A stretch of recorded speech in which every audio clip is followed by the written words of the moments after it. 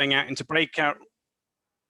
We will be going out into breakout rooms slightly later to have some focused discussions amongst ourselves, as this is a crisis hour session, and just to flag that the recording only records the main room, so your discussions in the conference in the breakout rooms aren't recorded. So welcome. My name's Alex Thompson. I'm one of the vice chairs of the Institute of Civil Protection and Emergency Management, and I am delighted to be hosting today's session and to have invited Bruce to come and speak to us about civil protection and the development of civil protection in Hong Kong. Bruce is a fellow of the Institute and has an enormous amount of experience working within the field of civil protection in Hong Kong, and we will learn a lot from him, I'm sure. So the format of today will be a keynote presentation from Bruce, who will talk us through his industry from his perspective, and then we'll move out into a breakout session where we'll have conversations of smaller groups around a couple of core subject questions that are perhaps a little bit challenging for us. I will share, when we get towards that point, a link to a Google form, which is just a mechanism for you to share your feedback from those sessions, but we'll talk more about that later, and we are expecting more people to join us as we go through the session. So I'm going to stop sharing, I'm going to stop talking, and I'm going to very delightfully hand over to Bruce to take us through his keynote presentation. Thank you, Bruce. Okay, can you see my screen? Yes. Okay, that's excellent. So, good morning, good afternoon, and good evening, everyone. I'm Bruce Wong from Hong Kong. Thanks for the invitation. Then I can share the experience or the history about the civil protection units in Hong Kong, because actually we also learn from UK, because of the whole systems also copy from UK many years ago, and then we of course after many years later, then we transform to other insight of of all these their work. So this is a very good opportunity to say thank you to UK, and then we can develop our own civil defense system in Hong Kong now. So I will introduce myself.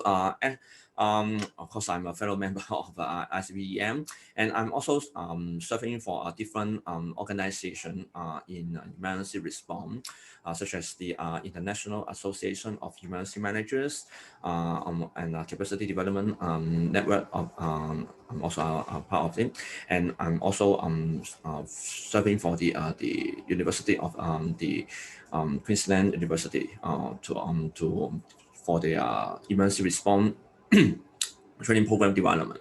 And I'm also a civil protection officer in Hong Kong, but I don't want to disclose the unit because I'm not a president of them at this moment. But you will know what kind of civil protection units in Hong Kong and now we have. Okay, so today what will we share is about the history of the civil defense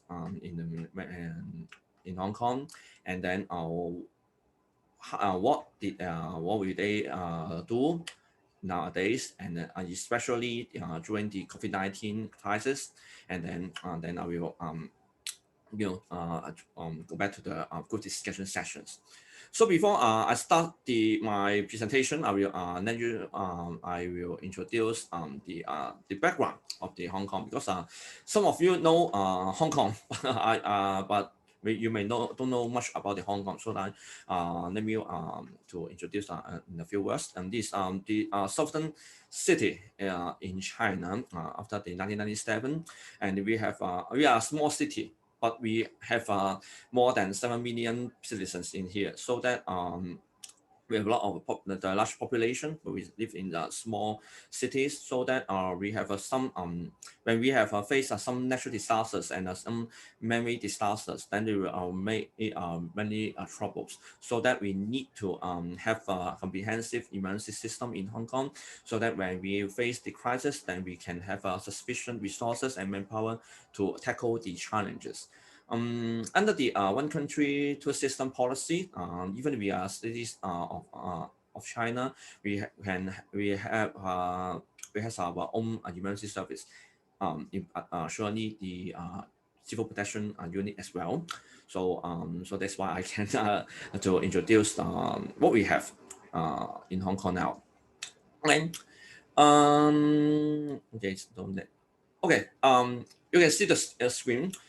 We have a lot of crisis in Hong Kong because we are in the southern part of China. So we always face the typhoon, flooding, many natural disasters. So you can see the screen that we face typhoon, landslides, many emergency.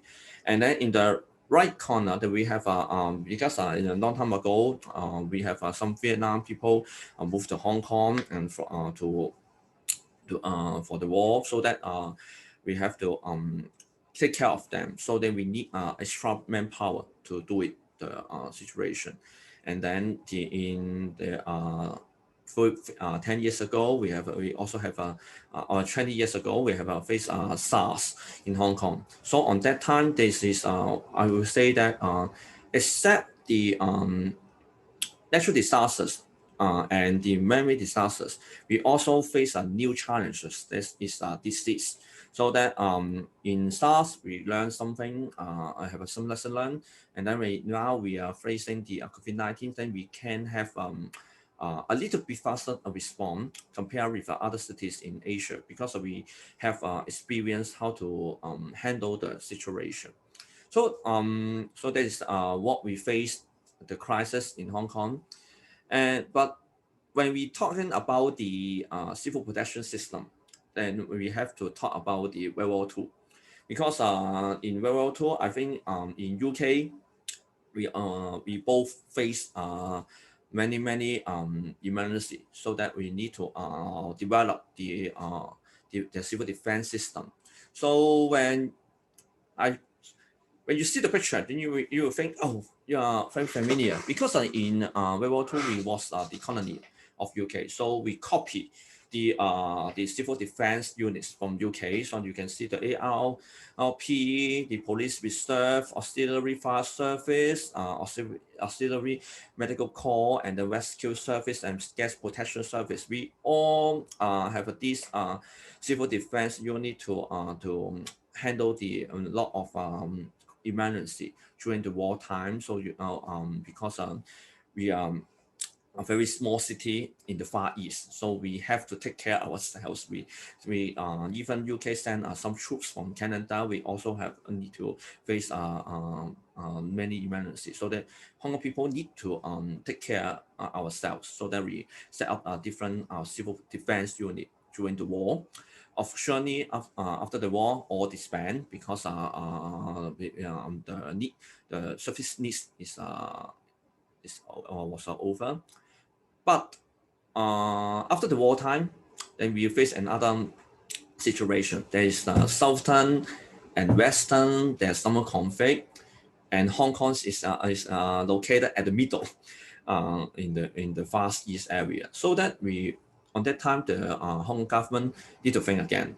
Should we need to restart the civil defense system to protect ourselves, or we need to handle some emergency? Because after the World War II, I think all on that time, many people, especially the colony government, also afraid the World War III will start, so that we need to prepare the war.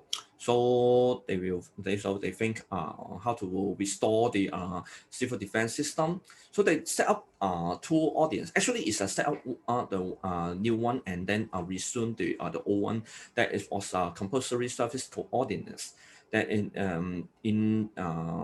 according to the audience, all Hong Kong people, including the British stay in Hong Kong, age from 18 to 60 male, they need to join one of the essential service corps, or they need to join the auxiliary police or auxiliary armed forces. They need to join. And then what is the essential service corps? It's not like the civil defense unit during the wartime, but they change a lot, because they surely we need to also focus on the wartime, but they change a little bit. They are focusing on the medical health, water supply, energy supply, and lighting. Then need to maintain the essential service for the community. So when we change that, we will the essential service core is including the auxiliary fire services, the auxiliary medical services, and then the civil aid services. And then the Hong Kong people or the British in Hong Kong, they can also join the auxiliary police force and the auxiliary air force.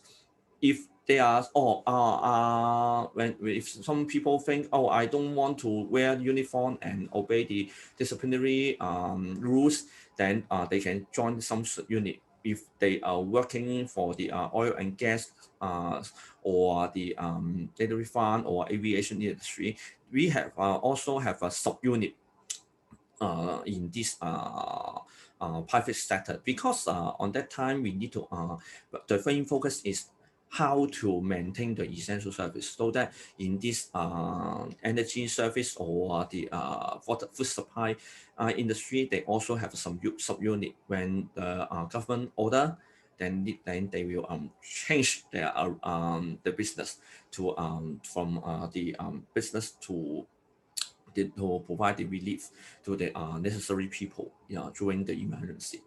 So what did they do?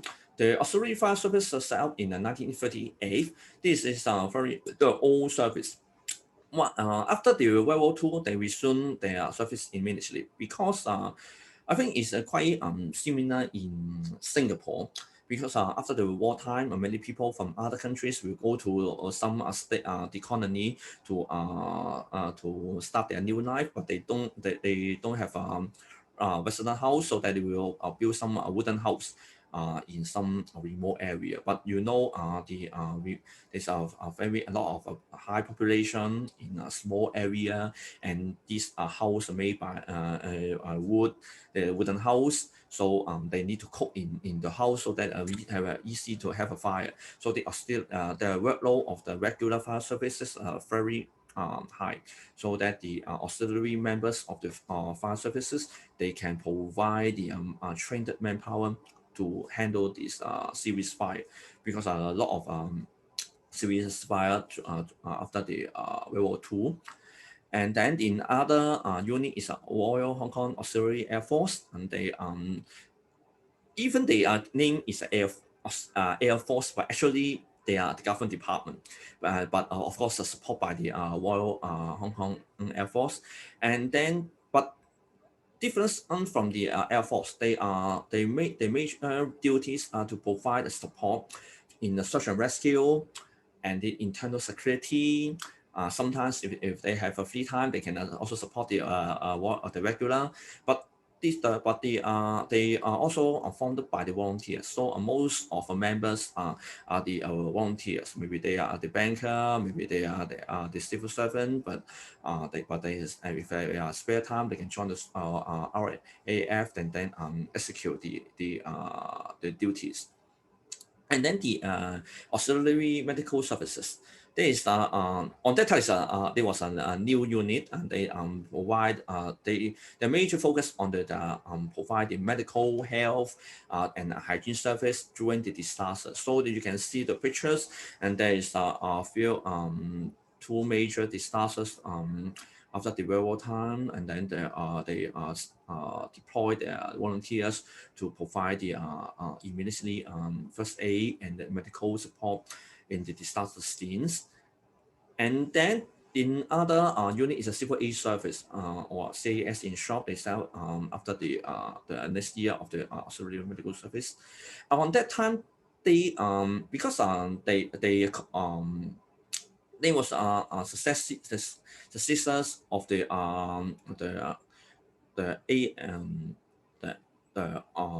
civil protection unit in World War time, so that they still keep the rescue unit and the warden unit, but surely you know rescue unit is focusing on the rescue, and the warden unit is focusing on the wartime, such as to maintain the emergency shelter, and when there's a bomb drop down and then they need to evacuate the resident, then they focused on the wartime. But in the 1963, they suspend the warden unit and change and put all resources on the civil emergencies. But you can see the old pictures, and there is some promotion when they to share with the Hong Kong residents what they work during the emergency, focus on the wartime. And then the Royal Hong Kong Auxiliary Police Force, and they on that time actually they also come from Police Reserve and a special constable, but they merged in 1950s days, and then they focusing on the support the police regular police officer, because on that time there was insufficient manpower in the police force, so they need to they can provide some additional manpower to support the policing.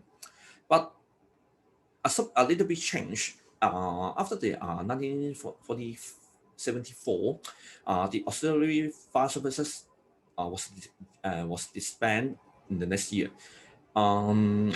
According to the statement of the department, they said that the auxiliary fire members they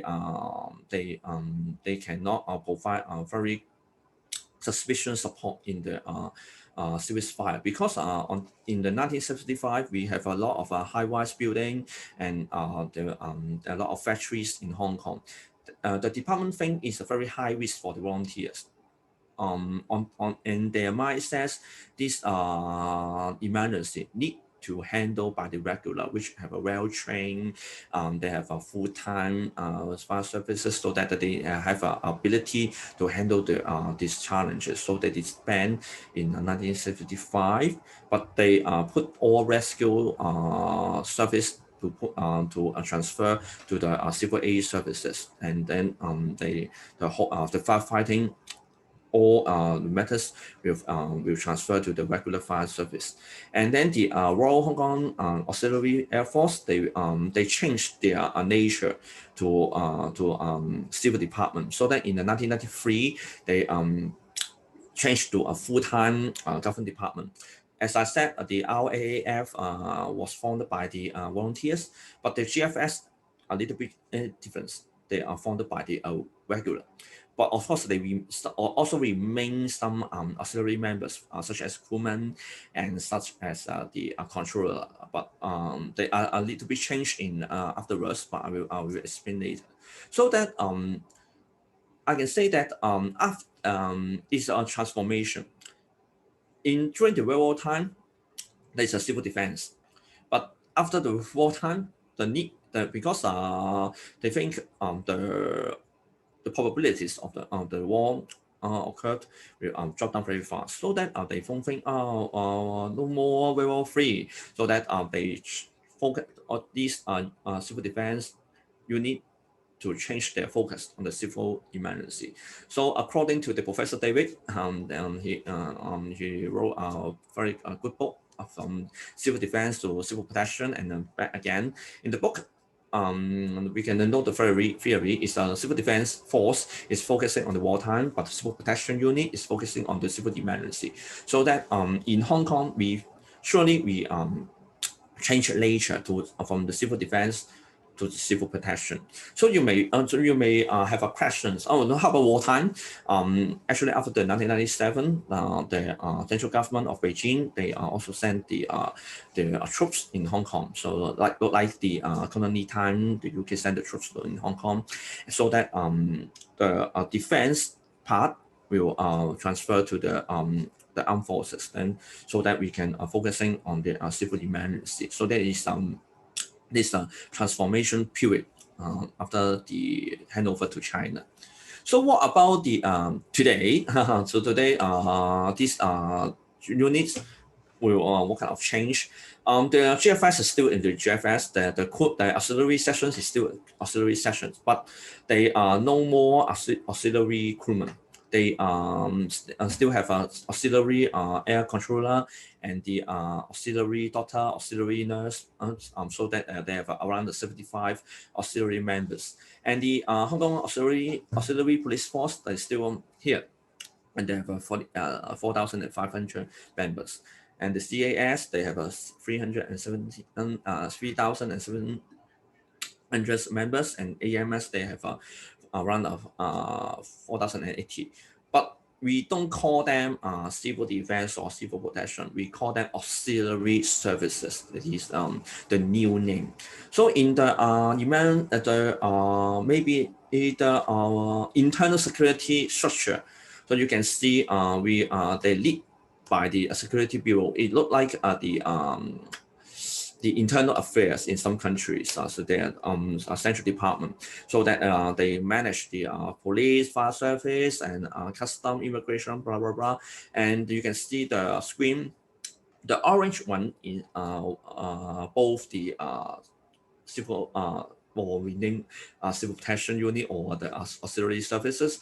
There are some the auxiliary police is under the police force, and then the auxiliary section of GFS is under the GFS.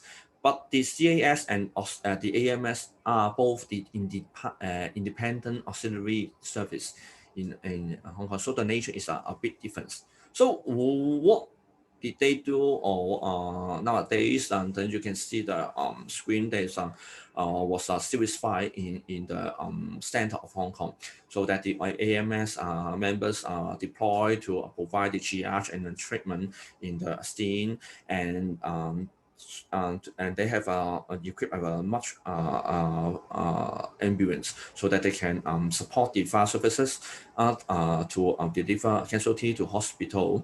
And then also in case of emergency, the big one, they can also set up the emergency hospital or temporary hospital and take care of them in there. And the CAS, there's a multi-function unit because they can execute a different missions. So you can see the screen. There is a flooding. Then the CAS members was deployed to evacuate the casualty or the victims in the affected area. So that they are under the law, they can provide assistance in the civil emergency. So they can provide the counter management in disasters, put out vegetation firefighting, respond to typhoon and flooding, mountain and urban search and rescue. They can also do it, and evacuate the victim and feed them in in the emergency, so that they can provide a multi-function. And the GFS, they had the auxiliary sections. They have only around 75 auxiliary members, but they can provide a lot of good works. For example, they can support the air command, and they can because especially in the weekend, there are a lot of emergency call, such as some hikers, or they need assistance, so that the fire services will call the helicopters for supporting, so that the air command was very busy during the weekend. So the volunteers can provide support, and the auxiliary doctor and auxiliary nurse, that they can also provide assistance in the air, because all of them also experience medical practitioner in their daytime work, so that they can also use their experience on daytime work to in the emergency in the weekend. And the auxiliary police force, they have for example, you can see the screen in the disasters. Always police officer arrive at the scene immediately. They're always the first part of emergency responder, so that they can deliver the immediately first aid, and then provide assistance, crowd control, something extra.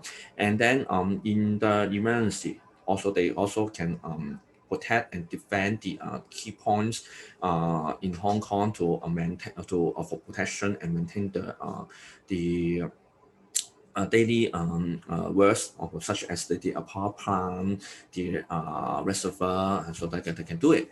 Okay, so this is what they do in the normal civil emergency. But for from the last year, the whole world also faced the crisis of the COVID-19. So these emergency service or the auxiliary services, what did actually what they are doing, such as the evacuate the people from the resident to the isolation center, because when the government given order, then everybody will need to evacuate, so that the auxiliary medical service, they have an ambulance, they have a medical practitioner, they have well-trained emergency volunteers. They can also deliver the support, just like in the screen, and you can see they can these elderly from the elderly home, so they can take care of them in the whole evacuation. And then the isolation center or quarantine center, the CAS member, AMS member, and as well as the auxiliary police, they were deployed to manage this center. And then they are very busy because in the peak time, there are 1,000 people stay in the isolation center, so that they need to take care of them, need to provide the food, they need to handle their some basic need. For example, if they are they're hungry, or they need some for baby food, or some elderly need medicine, then these volunteers can provide assistance. So they're very busy in the center. And then except this works, then law enforcement also need to support, because in Hong Kong government during the COVID-19, they will have some they will call them some area for the compulsory COVID-19 testing, so that they need, surely you need the police officer to cordon the area. So the auxiliary police then can cordon the road, control the traffic, and then cordon the area, and provide some immediate support, because when some people or are locked into their house, and then surely maybe they need food, or they need some support, or they need to call other people to take care of them, so that the police officer and some people other unit from other unit, they can also can provide assistance. And the right hand side, there is the auxiliary police with the regular police officer as to do the inspection with the hygiene officer to check some cafe, restaurant, to check that they comply with the instructions during the crisis. Because during the crisis, the Hong Kong government requests, for example, only table for four, or they cannot provide the dining service after the 10 p.m. so that they need to do the supply check. So the auxiliary police force can provide a very good manpower to support in the law enforcement, because you know these law enforcement actions maybe have some conflict, or so they need a very lot of police officers to protect the hygiene officer during the inspection. Okay, so there's some kind of their work during the COVID-19. And the conclusions is what the value of the civil protection agency in Hong Kong. I think there's two major parts, in particular during the COVID-19. First, the civil protection units can provide a large amount of trained emergency volunteers very fast, because I still remember in last year when the government said, oh, we set up a few isolation center, then they need a lot of manpower. So if we don't have the civil protection units, how can we find the people to manage and to handle these jobs? So that you can find volunteers actually, but on that time we need the trained volunteers. They have training how to wear the PPE, and they have experience how to handle the isolation people in the center, how to manage, how to provide the food feeding. Then we need these people. So if we have luckily we have a very large amount of the civil protection members so that we can deploy them to handle it. So until now, we stand different civil protection units. They still deploy 100 people every day to handle these COVID-19 matters. And the second thing, I think, just like me, I am also a civil protection officer who, after 20 years experience in the units, and I think my sense of belonging to the community, I think is very good. Okay, I can say that. So that I think every people when they join the civil protection units and they were deployed to the to the location for any missions during the crisis, then their sense of belonging of the community will increase or will be enhanced. So at the end, there is also an add value of the suppression units for the community. So that's what I think. So you will have another idea so that you can we can also have discussion and the discussion sessions. Okay, so I know some people will have another appointment after the discussion session. So I give you more time for the discussion. So that's my presentation of this topic. So thank you very much. And if you have some questions, then you can let me know. Thank you. Thank you very much, Bruce. That was absolutely fascinating. Really interesting to see it presented as a historical journey from where it started through to where it is now and how it's being utilized in Hong Kong. And you know, clear certainly for me from a UK perspective, and I'm sure others, to see the synergies where they existed when civil protection, civil defense was something that we used in common discourse here, and how maybe we've taken some of those structures in a slightly different direction, or perhaps think some of them should come back into fruition.